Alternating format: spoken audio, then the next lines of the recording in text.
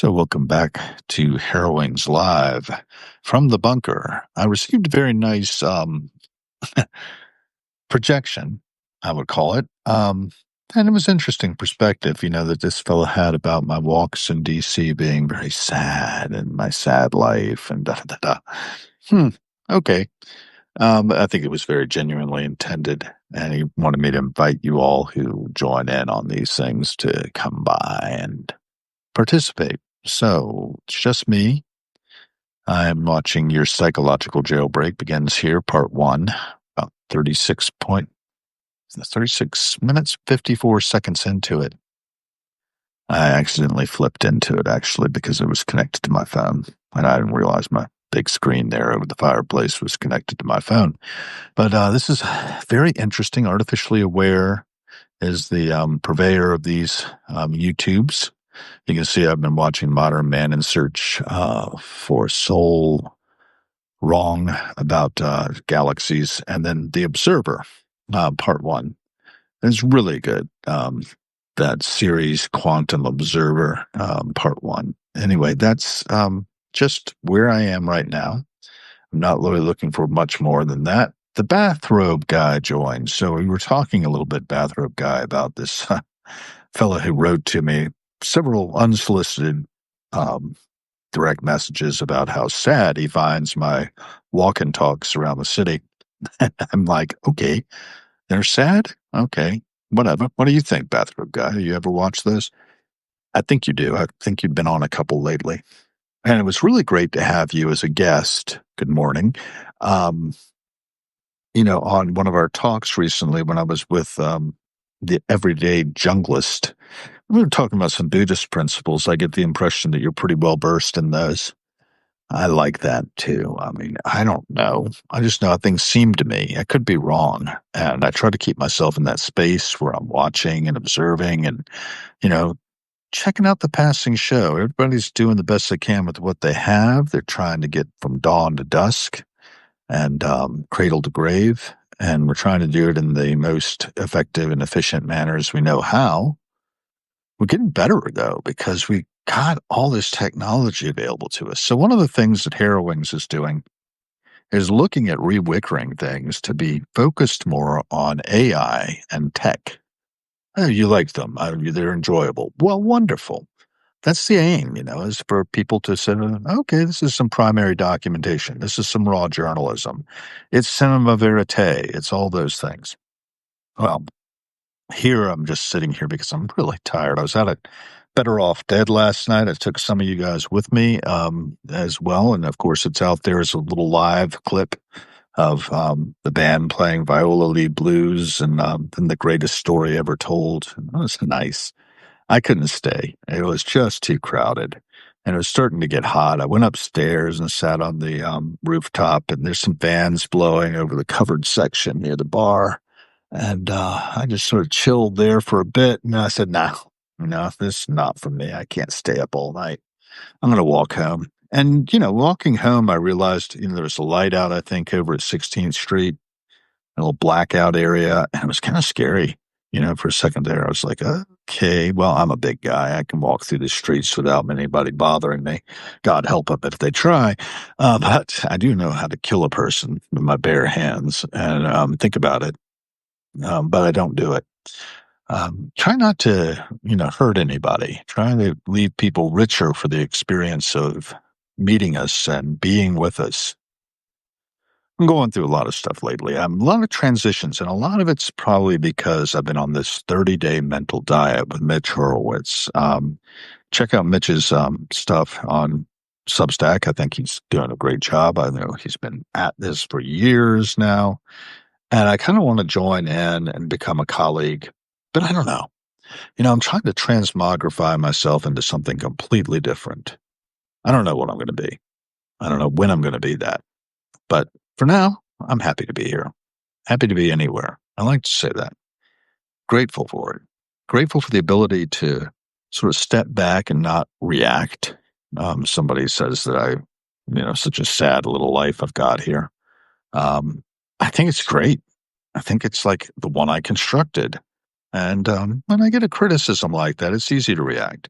Instead, I just think it's, well, somebody spent the time to actually pay attention and have a response. It speaks a lot about the way they view the world and the way they view others, I think.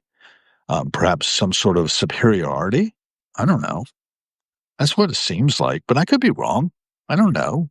So I invited the guy to join me on Heroing's podcast. Maybe you yourself would like to be in there, the bathrobe guy. It's just you and me right now. So, I don't know. If you're interested, hit me up. We can schedule something. We're going to be on with Jay Venera again at 11 o'clock this morning, Eastern Time. I think she's got a lot to say. I think we're going to be talking about recursive thinking, metacognition, maybe. I don't know. What is the difference between the two? I don't know. So we're going to learn. And yeah, she enriched my life. I don't know if she enriched anybody else's who might have tuned in to the Hair Wings podcast with Jay Venera. But yeah, lovely. A lovely Roman living on the left coast, and just so good to be willing to schedule again and come back on the Hair Wings podcast. I've had Sonny Triple on a couple of times. One time was just the interview thing, and the other time, well, I guess it was like 3 times. Because another time she like hit me up in the middle of the weekend, and we chatted a little bit, which was really kind of her. Shouldn't have to do that. She's my vocal coach. I pay for that. And I did put one of those actually out there as well. We had Lisa Law on way back in May.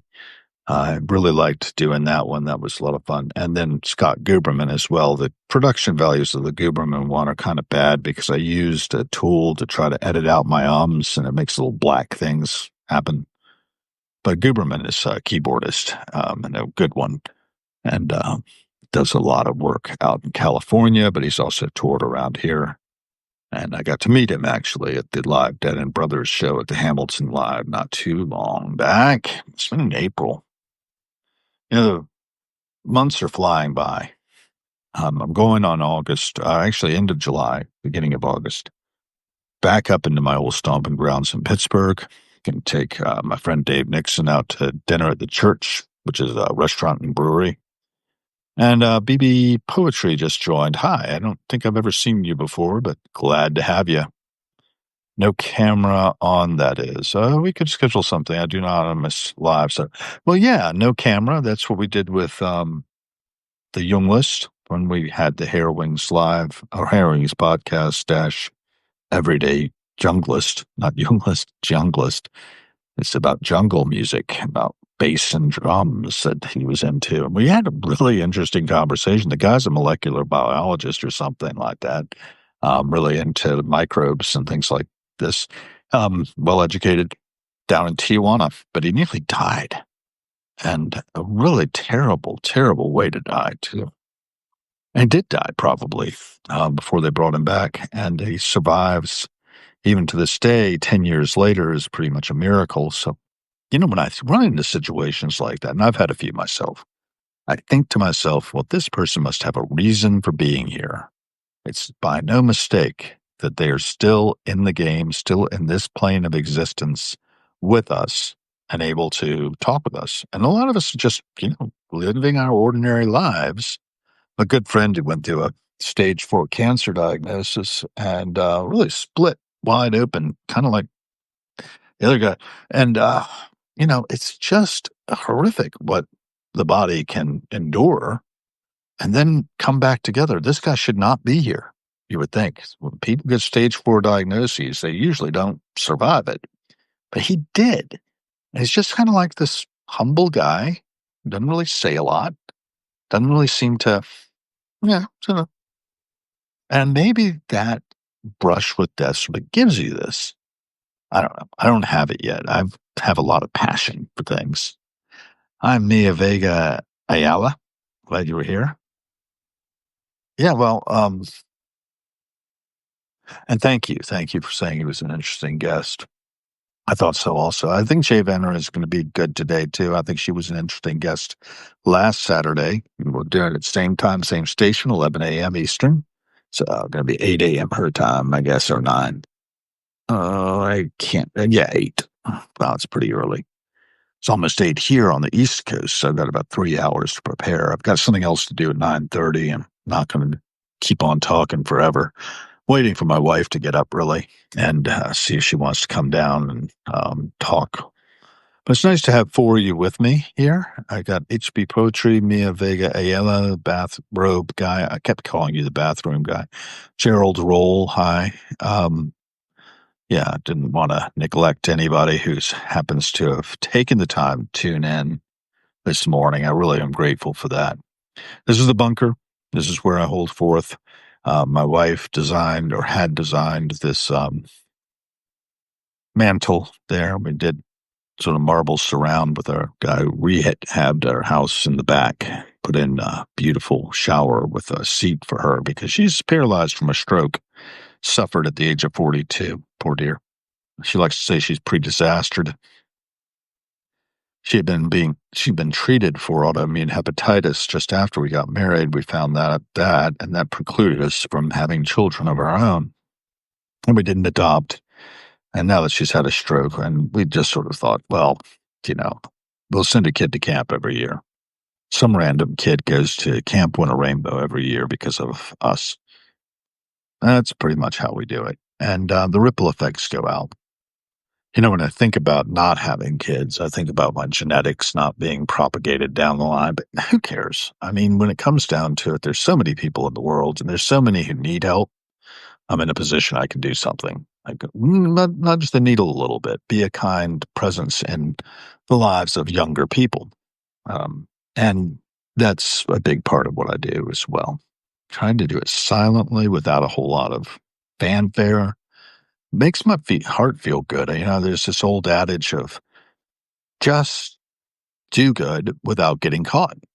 There's a hell of a charge to that. It's a practice of anonymity, I like to call it. Looks like we have Eliam Rael joined. Thank you for that. Bathroom guy all the time. If you can just call me Robes. All right. That's, I'm looking at the comments here. And, yeah, just feel free to comment anything as I'm sitting here just filming my, television screen over the mantle there. There's some knickknacks and bric-a-brac around. Been reading a little bit.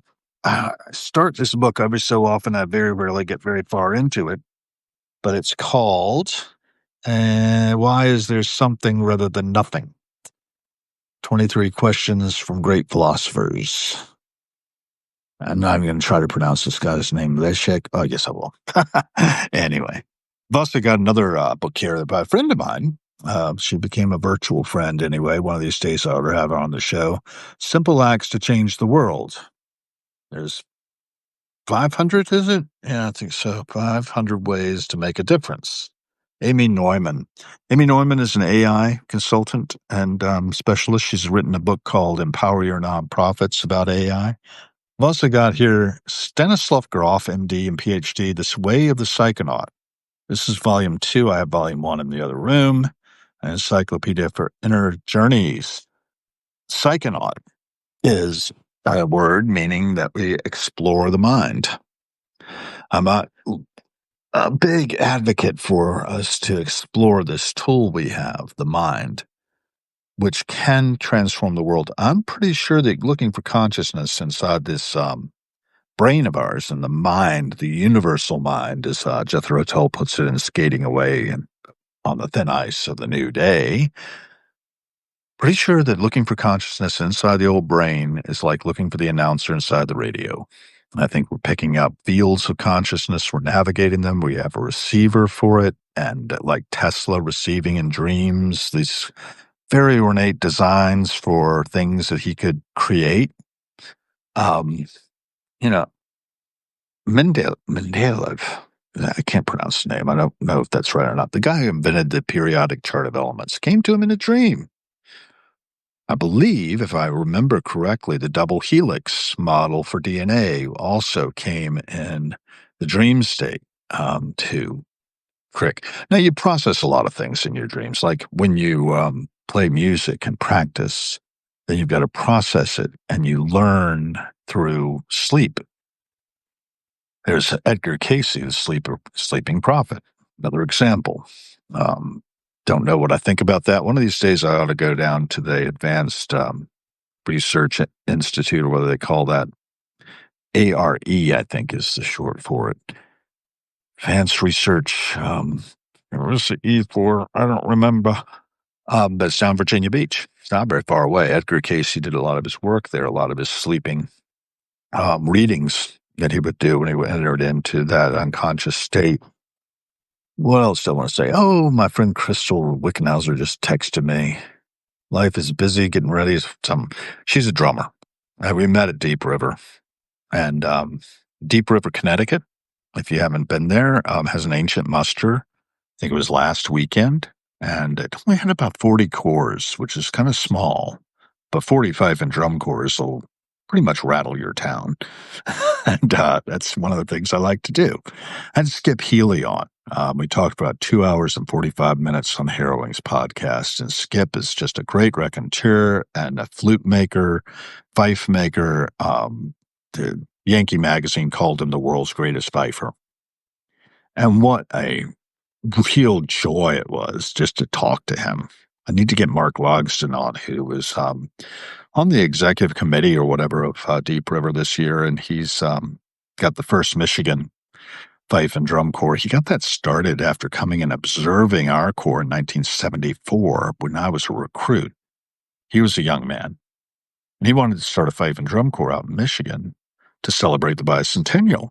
So 74, he comes to Williamsburg. He meets John Moon, my music master, and Bill White, our assistant music master. And he comes into the room as Bill drops the mace on Harum Scarum. And he said it just hit him. And I don't know, I'm not that big a fan of Harum Scarum of all the tunes we played, but yeah, it is classic. I mean, we like to end a march with it because it's really rapid. And then the thing is, at the end, we'll do this 4 beats thing on the bass drum and launch into like double time. And that always is a crowd pleaser because the intensity of it and all, they're like, ah. And it's great to have fife and drum corps fans. I have a group of them, over 3,000 the world over, who are connected through Facebook. I'm the instigator of that.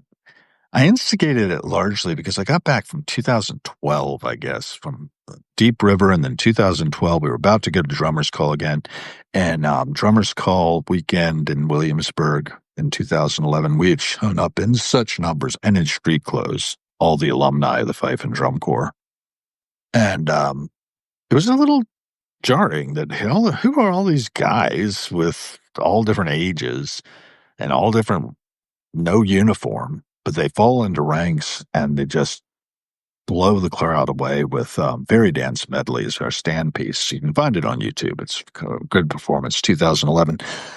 Oh, man. I tell you, we were there in such numbers because of my friend Kevin, who I'd grown up with, my generation's snare drum section leader. I'd been killed tragically in an accident just before his corps came all the way from Arrowhead Lake, California, to play in the Drummers Call weekend in Williamsburg, Virginia. Now, that's a long trip. They make it like every 3 years, every 2 or 3 years. Kevin's widow and I are in touch. But, you know, Kevin transformed his life when he was killed. He was a Civil Air Patrol member. He was a music therapist at Patton State Prison for the criminally insane. He said his high school experience got him prepared for that because in high school, that was not like it was for Kevin later. Kevin then started this Mountain Fife and Drum Corps, a nonprofit entity, and modeled it completely on his experience in Colonial Williamsburg. He wanted other kids to have that. So he made it, and it's still going, even though he himself, at 48, was tragically killed by a drunk driver. Came around a bend, hit his car head on, and Kevin was driving a Jeep. A young man, inebriated, was driving an F-350, I think, one of those big Ford trucks. Kevin never had a chance. His Jeep was demolished. He's dead on the scene. And it was one of the worst days in our collected lives because we loved Kevin like you wouldn't believe. Yeah, in 1979, we went to Canada. The whole Fife and Drum Corps had to pass tunes to go. So we had a fairly small elite corps of the corps We had passed a lot of new music, meaning that we had learned, memorized all these French pieces, Les Drapeaux, for instance.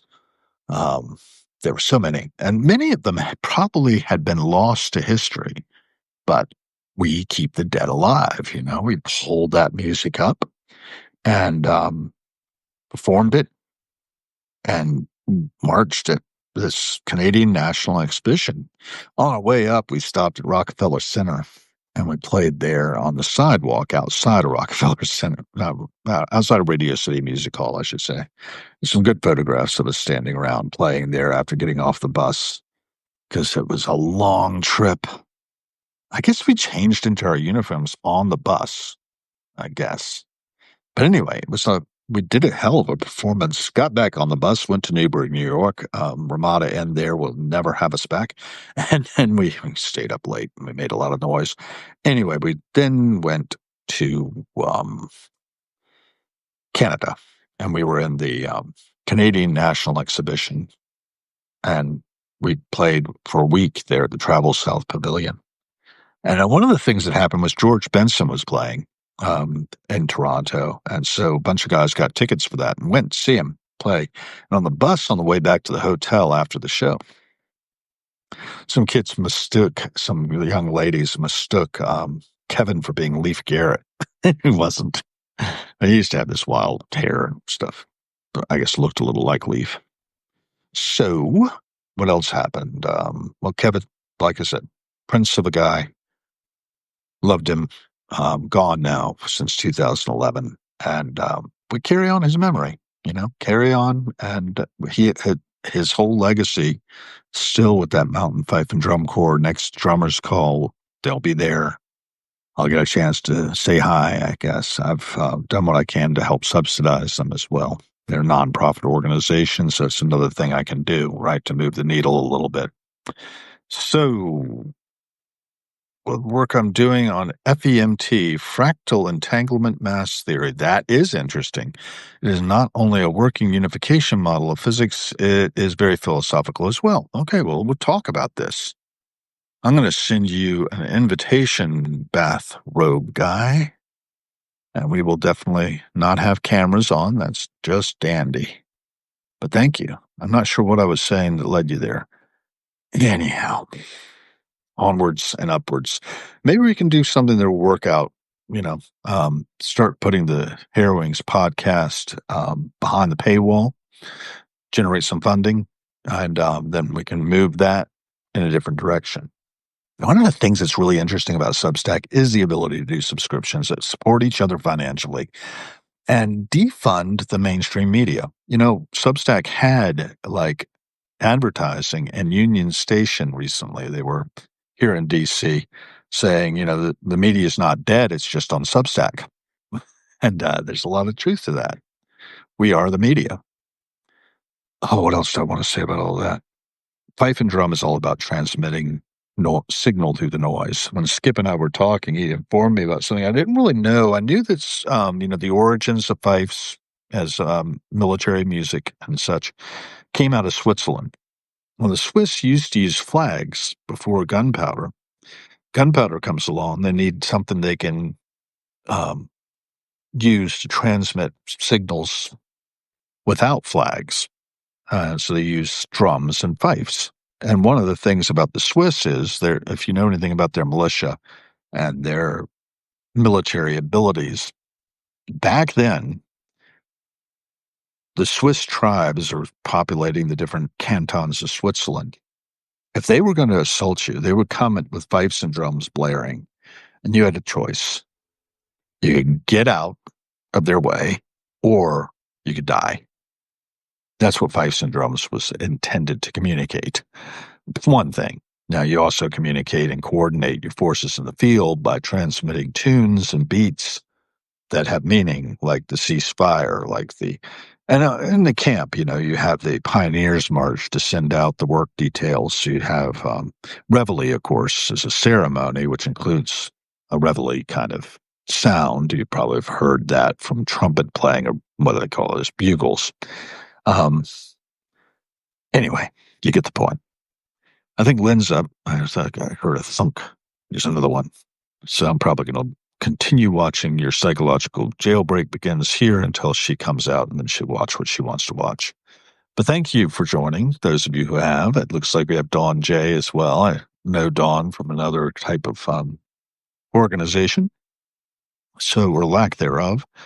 And yeah, this will wrap here. Thanks for joining.